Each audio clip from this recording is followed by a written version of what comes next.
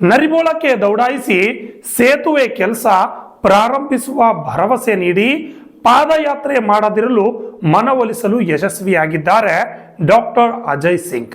ನರಿಬೋಳ ಚಾಮನೂರು ಸೇತುವೆ ಕಾಮಗಾರಿ 6 ವರ್ಷಗಳಿಂದ ನೆನೆಗುದಿಗೆ ಬಿದ್ದಿರುವುದನ್ನು ಖಂಡಿಸಿ 16ರಂದು ನರಿಬೋಳ ಚಾಮನೂರು ಸುತ್ತಮುತ್ತಲೂ ಗ್ರಾಮಸ್ಥರು ಪಾದಯಾತ್ರೆಯನ್ನ ನಡೆಸಲು ತೀರ್ಮಾನಿಸಿ ತಯಾರಿಯನ್ನ ನಡೆಸಿದ್ರು. ಪಾದಯಾತ್ರೆಗೆ ಬಿಜೆಪಿ ಜಿಲ್ಲಾಧ್ಯಕ್ಷ ಶಿವರಾಜ್ ಪಾಟೀಲ್ ರದ್ದೆವಾಡಗಿ ಸಹ ಪಾದಯಾತ್ರೆಯಲ್ಲಿ ಭಾಗವಹಿಸುವುದಾಗಿ ತಿಳಿಸಿದ್ರು. ಆದರೆ ಸ್ಥಳಕ್ಕೆ ದೌಡಾಯಿಸಿದ ಶಾಸಕ ಪಾದಯಾತ್ರೆ ಮಾಡಬೇಡಿ ಅಂತ ಹೇಳಿದ್ದಾರೆ. ಇದರಿಂದ ಎಚ್ಚೆತ್ತುಕೊಂಡ ಜೇವರ್ಗಿ ಶಾಸಕ ಕೆಕೆಆರ್ಡಿಬಿ ಅಧ್ಯಕ್ಷ ಡಾಕ್ಟರ್ ಅಜಯ್ ಸಿಂಗ್ ಅವರು ನರಿಬೋಳ್ ಸೇತುವೆ ಸ್ಥಳಕ್ಕೆ ಭೇಟಿ ನೀಡಿ ನರಿಬೋಳ್ ಚಾಮನೂರು ಗ್ರಾಮಗಳ ಮತ್ತು ಪಾದಯಾತ್ರೆ ಮಾಡಲು ನಿರ್ಧರಿಸಿದ ಪ್ರಮುಖರನ್ನು ಕರೆಸಿ ತಾವು ಪಾದಯಾತ್ರೆ ಮಾಡಲು ನಿರ್ಧರಿಸಿರುವುದು ತಿಳಿದು ನಾನು ಖುದ್ದು ಸೇತುವೆ ಸ್ಥಳಕ್ಕೆ ಬಂದಿದ್ದೇನೆ. ನಾನು ಈಗಾಗಲೇ ಸಂಬಂಧಿಸಿದ ಸಚಿವರು ಅಧಿಕಾರಿಗಳ ಜೊತೆ ಚರ್ಚೆ ಮಾಡಿದ್ದೇನೆ. ಗುತ್ತಿಗೆದಾರರಿಗೂ 4 ತಿಂಗಳಲ್ಲಿ ಕಾಮಗಾರಿ ಮುಗಿಸಲು ಖಡಕ್ ವಾರ್ನಿಂಗ್ ಮಾಡಿದ್ದೇನೆ. ಆಗಲೂ ನೆನಗುದಿಗೆ ಬಿದ್ದಿದೆ. ಆದರೆ ಖುದ್ದು ನಾನೇ ನಿಮ್ಮೆಲ್ಲರನ್ನ ಕರೆದುಕೊಂಡು ಮುಖ್ಯಮಂತ್ರಿಗಳು ಮತ್ತು ಜಾರಕಿಹೊಳಿ ಸಾಹೇಬರ ಹತ್ತಿರ ನಿಯೋಗ ತೆಗೆದುಕೊಂಡು ಹೋಗುತ್ತೇನೆ. ದಯವಿಟ್ಟು ನನ್ನ ಮೇಲೆ ಭರವಸೆ ಇಡಿ, ಪಾದಯಾತ್ರೆ ಮಾಡಬೇಡಿ ಎಂದು ವಿನಂತಿಸಿದರು.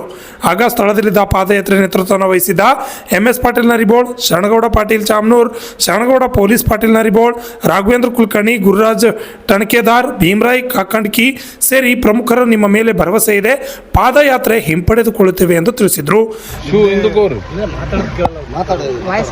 ಹಿಂದೆ ಇರ್ತಕ್ಕಂಥ ಸುಮಾರು ಒಂದು 5 ವರ್ಷ ಹಿಂದೆ ಸನ್ಮಾನ್ಯ ಮಲ್ಲಿಕಾರ್ಜುನ್ ಖರ್ಗೆ ಸಾಹೇಬರು ಜನವರಿ 11ನೇ ತಾರೀಕಿಗೆ ಒಂದು ದೊಡ್ಡ ಪ್ರಮಾಣದ ಕಾರ್ಯಕ್ರಮ ಮಾಡಿ ಒಂದು ಅಡಿಗೆ ಸಮಾರಂಭವನ್ನು ಕೂಡ ನಾವು ಮಾಡಿದ್ದೇವೆ.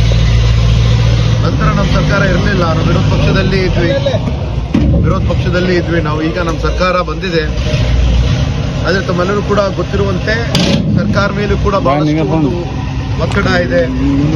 ಮೊನ್ನೆ ಬೆಳಗಾಮಲ್ಲಿ ನಡೆದಿರುವಂತಹ ಒಂದು ವಿಧಾನಸಭಾ ಅಧಿವೇಶನದಲ್ಲಿ ಅಂತ ಒಂದು ಸಂದರ್ಭದಲ್ಲಿ ಸತೀಶ್ ಜಾರಕಿಹೊಳಿ ಅವರು ಕೂಡ ಜೊತೆ ಕೇವಲ ಈ ಒಂದು ಬ್ರಿಡ್ಜ್ ಬಗ್ಗೆ ಒಂದು ಮಾತುಕತೆಯೂ ಆಗಿದೆ. ಯಾವ ಕಾರಣಕ್ಕೂ ನಾವು ಪ್ರಾರಂಭ ಮಾಡ್ತೀವಿ ಅಂತ ನಾವು ಹೇಳಿದ್ದೀವಿ. ಇದರ ಒಂದು ಕೆಲಸವನ್ನು ಖಂಡಿತವಾಗಿ ನಾವು ಮಾಡ್ತೀವಿ. ಯಾಕಂದರೆ ಇದು ಒಂದು ಬಹಳ ಒಂದು ಮಹತ್ವಾಕಾಂಕ್ಷಿ ಯೋಜನೆ. ಇದು ಇಲ್ಲಿ ಇರ್ತಕ್ಕಂಥ ಚಿತ್ತಾಪುರ ಹಾಗೂ ಜೇವರ್ಗಿ ನಡುವೆ ಇರ್ತಕ್ಕಂಥ ಈ ಒಂದು ಬ್ರಿಡ್ಜ್ ಅತಿ ಶೀಘ್ರವೇ ಮಾಡಬೇಕು ಅಂತ ನಾವು ಕೂಡ ಮಾಡ್ತೀವಿ. ತಾವು ಇನ್ನು ಪಾದಯಾತ್ರೆ ಮೂಲಕ ಒಂದು ಮನವಿಯನ್ನು ಕೊಡ್ತೀರಂತ ಹೇಳ್ತಾ ಇದ್ದೀರಿ.